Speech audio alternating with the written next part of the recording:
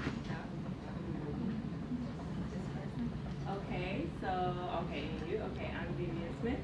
I work for the Department of Defense, Defense Threat Reduction Agency, and I am a biodefense specialist. So last week I discussed what I do here in Hanoi and some of the things that I do focus on global biosecurity. So I help to secure the borders here in Vietnam so that if there's an outbreak of a pathogen, it stays within Vietnam and it doesn't get outside of the country borders.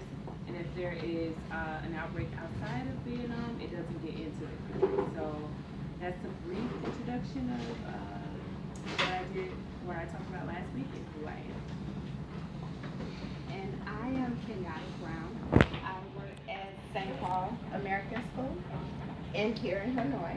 Um, Today we are going to talk about 3D bioprinting. We are going to pretend like all of us are studying to be biomedical engineers. So we're going to go through the lesson. We're going to learn about three different types of 3D bioprinters, and we're going to do an activity where we have to diagnose a patient and decide on the best treatment with the 3D bioprinter. So the lesson goes today, as a biomedical engineer, we'll be faced with an engineering problem, and Bill will be our problem. We're going to define and discuss three different types of 3D bioprinting printers. We are going to discuss the basic engineering, tissue engineering. And we are going to talk about how 3D bioprinters are being used today and the limitations of it. And then at the end, we'll get into a few groups and we'll figure out how can we help Bill using the 3D printer.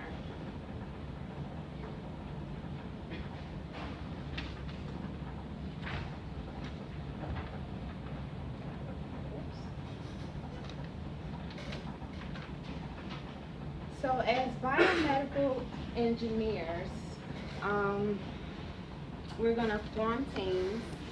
We are going to figure out the best way to help Bill. I'll show you guys a quick video on what happened to Bill. Bill is a student. He was in a terrible accident. And we're going to watch the video just to kind of clear up and give us some background information on how he hurt himself.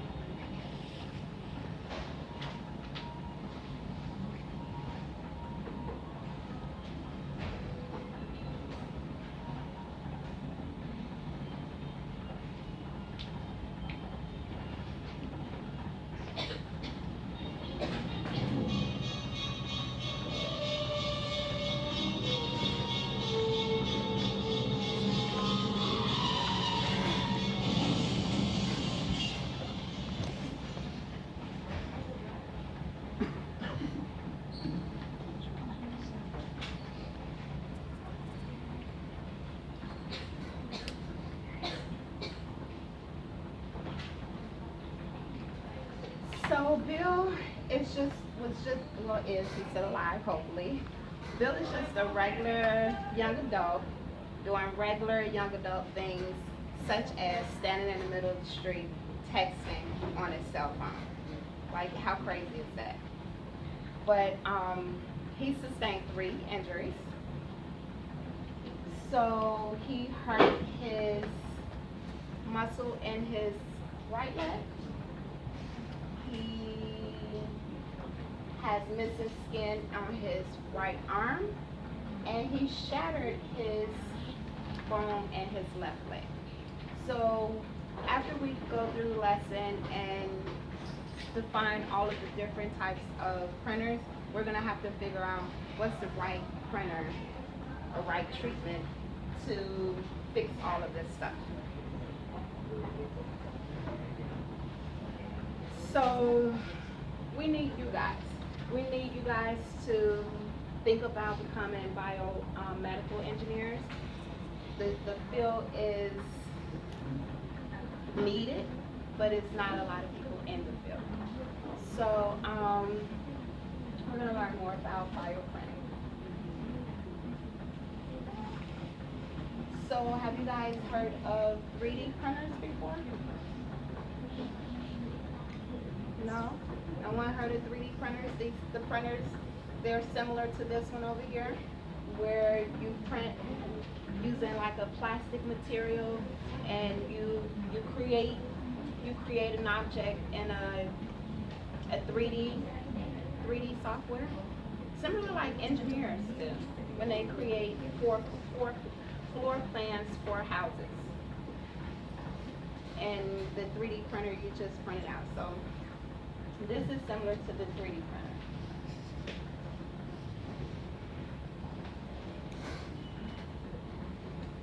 We're going to learn about 3 different types of 3D bio printers. The first one is the inkjet, then the laser, and the extrusion.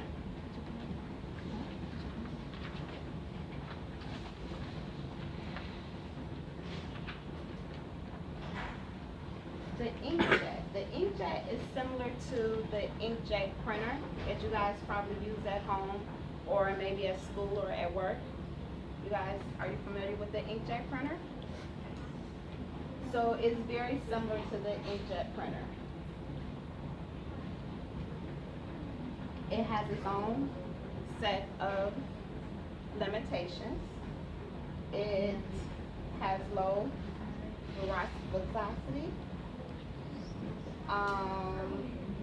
The bio ink has to solidify, and the cell densities. So those are the limitations for the inkjet printer.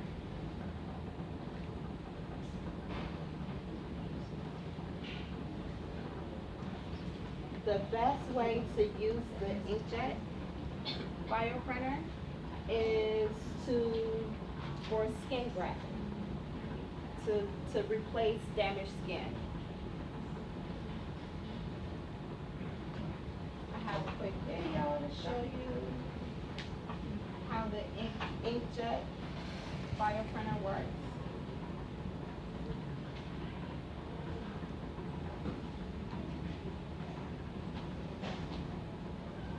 We can print living cells with extremely high resolution, even 1 cell at a time. Using inkjet printing, we can print living cells with extremely high resolution, even 1 cell at a time. Achieving cell printing requires some clever biolink formulations. If normal cell culture medium is used as the ink, the living cells can burst due to the high stresses of the jetting process. But when biopolymers are added, the cells can be protected and printed successfully. Printing of living cells can allow for development of novel wound healing strategies. Living cells derived from the patient could be deposited at the site of injury.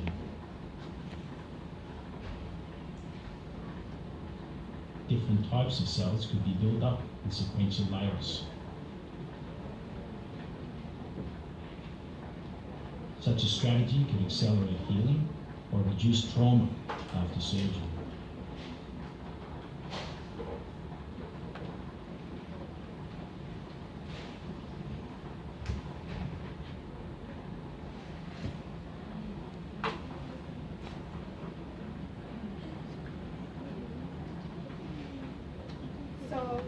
So the inkjet bioprinter is best used for damaged skin. You can get damaged skin from injuries, from surgeries, and companies are researching ways where they can use potentially.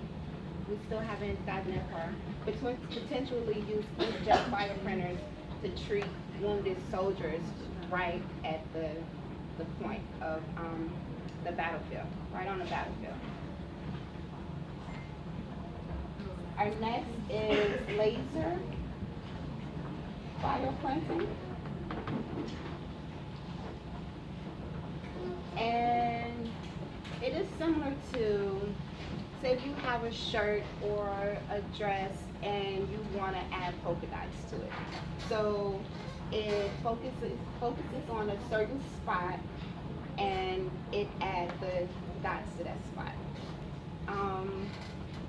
to create a pattern. There are limitations to this printing. It's slow, very slow. It can't print multiple layers easily because the laser is it's a laser beam that's pulsating, and I don't want to say shooting. That's not. So pulsating, and when it pulsates, it releases the cells, and the cells goes here onto a layer. This layer absorbs the energy from the pulse, and it kind of like vibrates, and then it releases the cell. So one of the limitations on here is waste, because as this layer vibrates from the pulse, it knocks off cells that can be used. And once the cell is knocked off, it's not good anymore. So that's also one of the limitations. Best application.